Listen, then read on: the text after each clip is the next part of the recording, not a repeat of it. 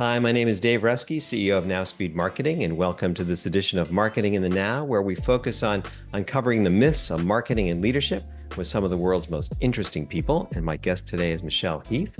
Michelle is the founder and CEO of Growth Street, where she's a go-to-market expert and also a fractional CMO.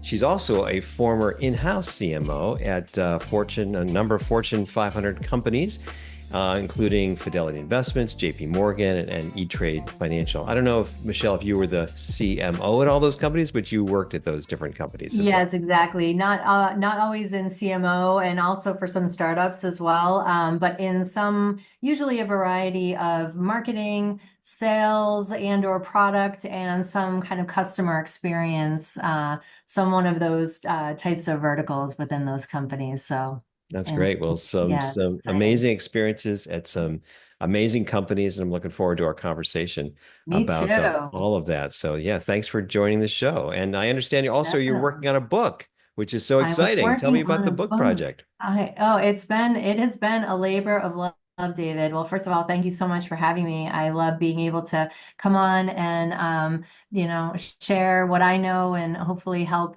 others. So I started writing a book. I never really thought of myself as a book writer. I've always been more short form, blog posts and writing website copy or my LinkedIn posts. But I had sort of this idea that was brewing. And so probably started writing the book about 5 years ago. And the central premise of the book at the time was really about the power of creating an emotional connection between a brand and a consumer. And as that idea started to form, I realized that wasn't the whole idea. And what I learned through this process is that writing a book really is a journey where my ideas are changing as our world is changing. And so this idea kind of kept growing.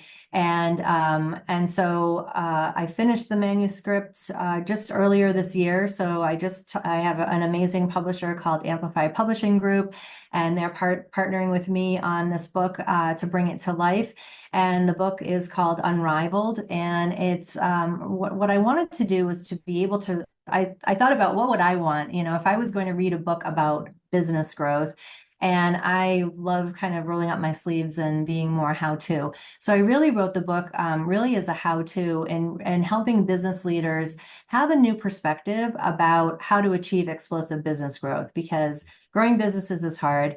It's always, the landscape is always changing. And I wanted to be able to take this process, this framework that I built, and share that with readers and hopefully give them a new way to be able to grow their business and really see the power of explosive business growth. So I'm excited for it to hit the shelves and hit the bookstores soon.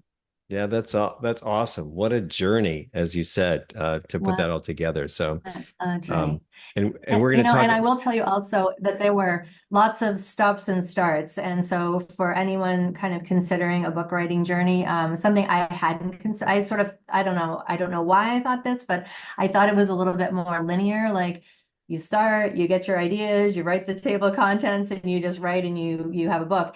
And this was lots of, my ideas changing. I stopped several times within this 5 year period and just I couldn't write it anymore. And then I had to give myself time to sort of process the ideas again and then come back to it. And I think in the end, while it felt like a long duration, I think it made the book so much better because if I had just taken this original idea, I don't think it really would have unlocked this, this bigger, more powerful concept and framework.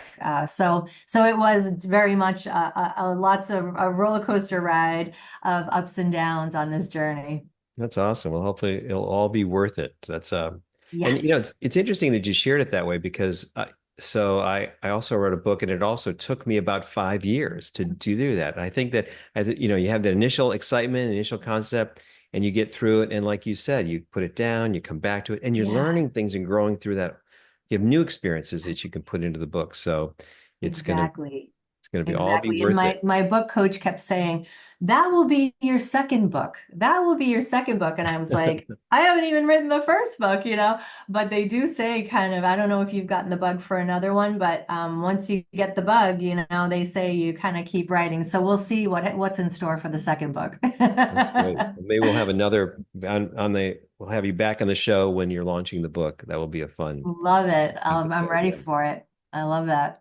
Well, as you know, I like to start these conversations with what I call a mythbuster question. And the topic that Yes. you and I have been talking about has been related to branding. And basically, it's like a trade-off between brand investments and lead gen investments. And these Mhm. are struggles that every CMO, every CEO really wrestles with, right? So, how Yeah. much do we invest here versus there and making those choices? So, the issue I want to talk about is that investments in brand can wait, especially for young companies, until you build your lead gen program. If you have to make a Mhm. choice, the myth we want to talk about is invest in lead gen, don't invest in your brand. Is that true or not true? False, false, false. Well, I think you know, the way I think about it is, there's this pendulum. I don't know if you ever played piano, but as you're playing piano, there's like a rhythm, and you have this whole way of thinking about, a pendulum swinging, and it's very smooth. And when the pendulum swings too far, it's like erratic, and everything's sort of out of control. And when we think about business growth, we like this pendulum to be kind of smoothly swinging. And what I think has happened, and what I see often, over and over in, now that I'm not in-house anymore, I'm a fractional CMO. And so I'm coming into lots of different kinds of companies. Those could be very early stage seed round companies. I work with Mass Challenge as a mentor. So that's even sometimes pre-seed companies, all the way to Fortune 500. And what I have seen, especially over the past several years, is that the pendulum has really swung hard toward what you just said: lead gen, performance marketing, pay for it, put it all on the top of the funnel. We need the ROI, we need the dashboards, we need the numbers, we need the metrics.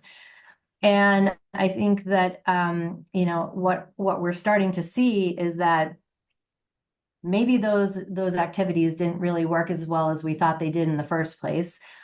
Lots of business leaders that I talk to have had very lackluster results from all of the spend that they've put into that, because the pendulum swung so hard, and they have investors and board members and others who, they want to see the results.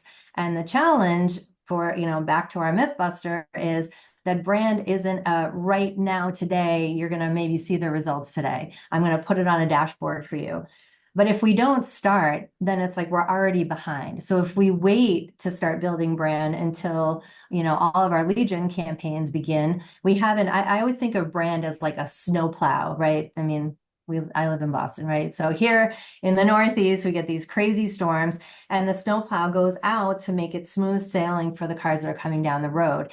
And brand is the snowplow. So when sales is coming, the BDRs are calling, your ads are going out into the wild, they have a smooth landing. They have a way to connect with your ideal customer. And so when we wait to do that, we're just relying on all of the spend and all of the campaigns and all of these go-to-market activities to do the work for us, when they don't have any of that kind of greasing of the skids, which is really what brand helps us do. And I think part of that is because oftentimes brand is thought of as very expensive. You have to have really deep pockets to have a brand, or I hear B2B companies don't need to have a brand. And at its simplest form, a brand is a way to differentiate yourself from your competitors, and to make a connection with your ideal customers. So if we think about it a little bit differently, and all it really takes is just some time to, instead of maybe, spending all of the time swinging the whole pendulum to all of the, the levers and knobs that we want to pull and push, to having some of those strategic components, those foundational pieces, really, create that snowplow effect, that's really going to pay off in the long run. So I could go on about this for days, David, but Yeah. Those, that's those kind of are how I see those are very it. powerful ideas. We're going to unpack those kind of one at a time here. So So let's first talk about the why. So Yeah. we're talking about young companies often. Let's say they're in they're funded. There's some venture funding or PE funding. They've got investors who want it to grow. Maybe the owner wants it to grow. There's a lot of pressure to grow, and so they're investing in different things. Why is that pressure to invest it all in lead gen? Is there this conviction that we can measure everything now in marketing, so we only want to invest our money in things that are directly measurable? Are there other pressures at work? Why do you see the pendulum? Why did the pendulum go so far in one direction? Well, I think, at the end of the day, these companies are all trying to deliver revenue, right? They're trying to deliver revenue, they're trying to eventually get to profitability. And something that I hear a lot is, we want to achieve sustainable business growth. Everybody wants to scale. So there's all of these things that we're trying, as a business, these businesses are trying to achieve these things.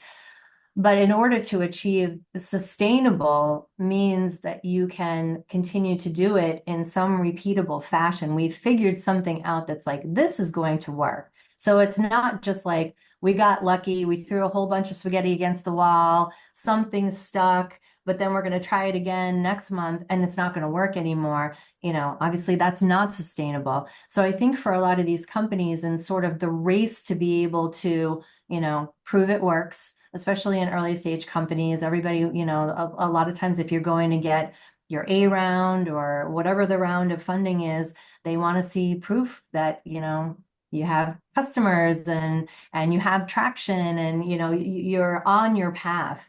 And that can be hard to sometimes show outside of, we paid X amount for Google Ads and it, brought this many leads in. And what gets really tricky there is, when I come in and I do the analysis of a lot of this lead gen activity at that sort of top of the funnel, those are not actually delivering, yes, it's delivering leads, but what is it really delivering qualified pipeline, meaning it's leading to revenue? It's typically not. So then we're spending a lot of money, on all these activities that are actually not generating the thing that we really want, which is revenue, but we can see them. It's an easier thing for us to see kind of on a dashboard or to be able to present at a board meeting. Thinking a little bit differently about how we swing that pendulum maybe a little bit more towards center. And for early stage companies, I also see a lot, and we know this, many founders are tech founders. Those companies begin as product-led companies, so they may not really understand the idea of brand as strategy, not necessarily, logo and color palette and typography, but really the foundation of your business. So to me, brand is your greatest asset when it comes to building that sustainable business growth, but it requires building that foundation. So they may not always know how to do that. Again, one of the reasons for writing my book was really to be able to share what I know to help build, businesses be able to create this foundation so that they have that way to get to that more sustainable business growth over time. Yeah. So investments in lead gen are natural and important for Hmm. companies to make. So they've got to really do that in order to Yes, show that they're growing. right. But I think what you're saying is there's often a missing element there and in the brand. And part of that, it feels like, is just thought. It's the strategy, right? So it's Yep, like you said early on, it's just like thinking through what's your differentiation and right. really who you're going after and really why they want to do business with you. So that Exactly. piece can be difficult for companies to get their arms around. But that's so essential, right? I actually teach a course on business planning at Boston College. And so that's the first step really is, for these young entrepreneurs is thinking about like your differentiation. And that's essential to the brand. So let's just talk about that element before we talk about, building the brand out and how they're Yeah. going to use that. But what is the key to actually coming up with that as a business? Because obviously every business exists because they feel like they're solving a problem or meeting a need. But the piece that they're missing is that thinking about that differentiation or how they're uniquely doing that. Mm. How is that? how is it best that companies can come up with that brand, the big idea for the brand, and how do they do that most Mm. effectively in your experience? Well, in my experience, and something that I walk people through in my book is really starting. So it can be tempting to go right to the, right to skip right to the differentiation, and that's where I was saying a lot of times we kind of go right to the execution, and we want to get the things that we can see it, right? But starting with the first step of this framework that I have is what I call obsess, and it's really about clarifying your ideal customer. So not all of the customers, but the customer that is just the best for your business and unlocking their mindset so that we can really, really tap into what they care about the most, like I call it like the gray matter. Lots of companies, everyone has some sort of segmentation, some sort of ideal customer profile. It's typically very demographic driven. And so what I really encourage businesses to do is to really go deep on those psychographics and really unpacking what the customer cares about, why they care about it, what their needs and wants and behaviors and attitudes and desires are, all of those things, because those give us these unbelievable insights that we're going to pour into the differentiation. So differentiation is obviously competitive differentiation and how we stand apart, but we're making this connection. We want our differentiation to resonate. Part of the reason we're doing this is so that we actually have something meaningful to say to our ideal customer, and we can use our words to be able to stand apart. So I think one of the things that I see companies often miss is because they may think they know their ideal customer, but they don't really know at that deeper level. They don't really know the words to use, for example. So lots of companies get really hung up in jargon. And there's the number of B2B websites that are filled with acronyms and lots of industry jargon versus thinking about, well, what does the customer want to hear? What are their words? What are the words that we heard when we do the voice of the customer research? And how do we really play those things back and sort of hold up a mirror a bit to them where they can see themselves in our product and in our business? So I really, I always want to start with understanding that customer at that deeper level before we, begin to really kind of dig into the different pieces of differentiation. Yeah, that makes a lot of sense. What do you do with a client? And I just had this conversation with a potential client this morning when they don't really know, this company's been in business for 20 or 30 years, they've been Mm, successful. But when I asked, why do people buy from you? They mm, they immediately jump to very high level topics like peace of mind, or they just want right. to make it life easy. And those aren't bad things, but how do you kind of go the next level deeper and get to the reality of why people are buying and what the brand should be promising and what it really should be about? Right. It's such a great question because those kind of top line themes are important for us to understand for kind of the buyer, I guess the higher level buyer behavior. That's where when I go through this voice of the customer, these one-on-one interviews that I do as part of this process that I take my clients through, is to really ask those deeper questions. So, okay, so tell me about peace of mind. When you think about, peace of mind and a product like XYZ company, bringing you peace of mind, tell me more about what that means to you. And then they start talking, and I sometimes feel like I'm trying to follow the threads, and I'm sure you've done probably some of this in your work as well, where I'm looking for kind of that deeper. There's like I call them these nuggets that begin to surface. So then, maybe they're talking, and I start asking them about like, well, how would they describe this peace of mind? Well, it looks like I can sleep at night because I'm not worried about, the attack surface and and waking up in the morning and my compliance officer is freaking out or we had a security incident.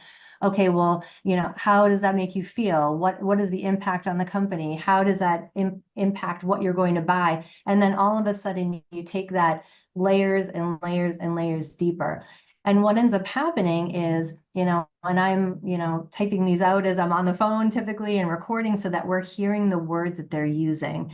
And then we're able to kind of begin to play those back to them and really kind of bring those themes down into something that's more deeper. To me, it's really about like, how does this create a connection that kind of hits a nerve with someone where they're like, ooh, I feel that, that means something to me and I need this because I have that problem and this is how it's making me feel. And this is why I'm going to choose A company over B company. So to me, it's really, working with your customer to understand, how to take those top line, maybe more, surface themes down into something that's much more real and meaningful. And I really appreciate what you're saying about finding that emotional connection Yeah, all the way through rather than just thinking about it as a technical problem to solve. right, I feel like that's right. something that's missed often, especially in tech branding Yes, strategy, missing the emotional connection. definitely. I mean, I always say it's like this feature trap we get stuck in. I had a conversation the other day with, very successful business leaders.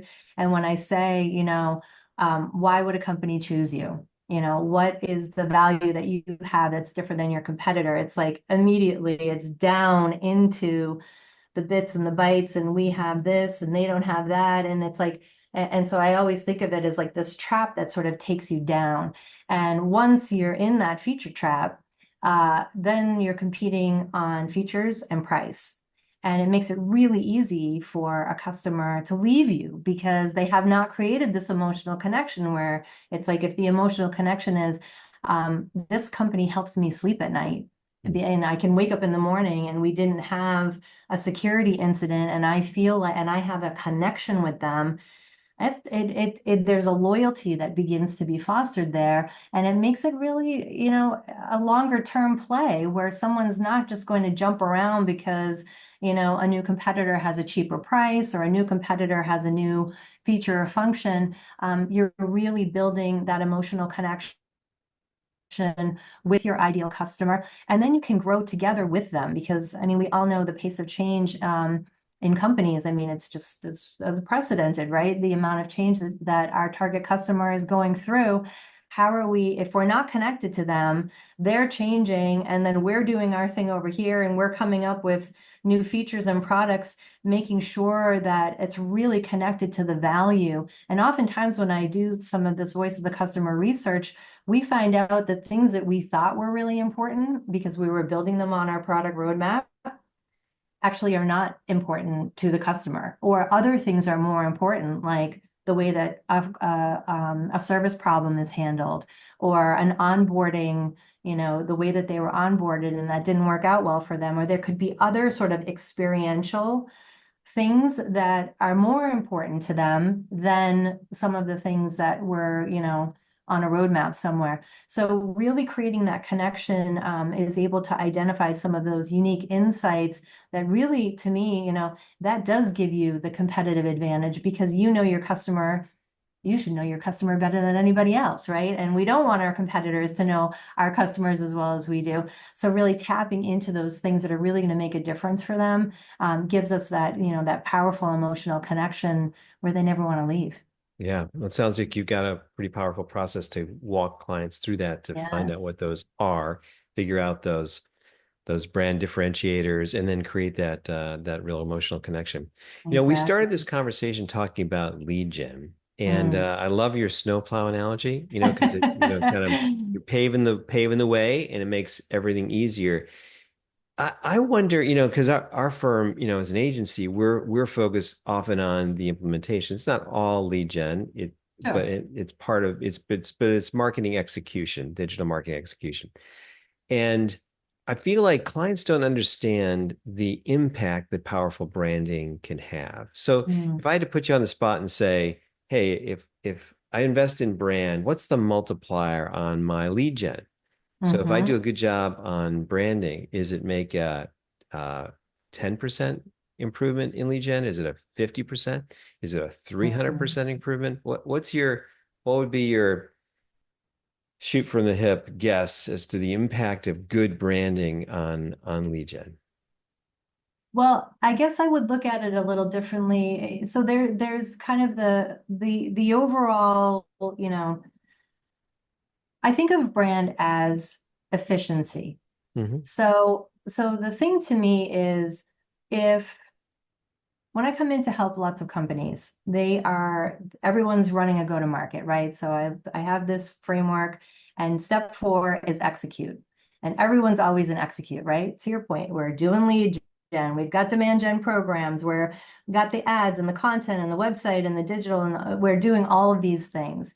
And the question becomes, are they efficient and effective? Are they doing the things that we need them to do? And to me, that's where brand plays a role. So as we really understand, clarify our ideal customer, we have ownable white space where we're really differentiated from our competition to really stand apart, and we're committed to consistency, to doing it over and over and over, then the way that we spend becomes much more effective. So maybe there are certain campaigns that we're running, or I call it surround sound, where your ideal customer can't not hear you. We just become in all of the places where they are, and so then we're saving money by not spending in places where they're not. In some verticals, it can be really hard to reach these people. I just talked to a company last week where they're spending all this money on events, a B2B company. They're spending hundreds of thousands of dollars on events. And I combed through all the data and I'm like, where's the revenue? Where are the deals?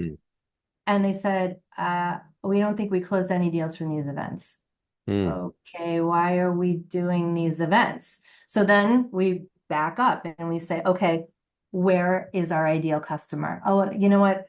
They're actually not at that event. They're not at those events because they're sending their junior people to those events. The business leaders are actually at the round table VIP dinners. Aha.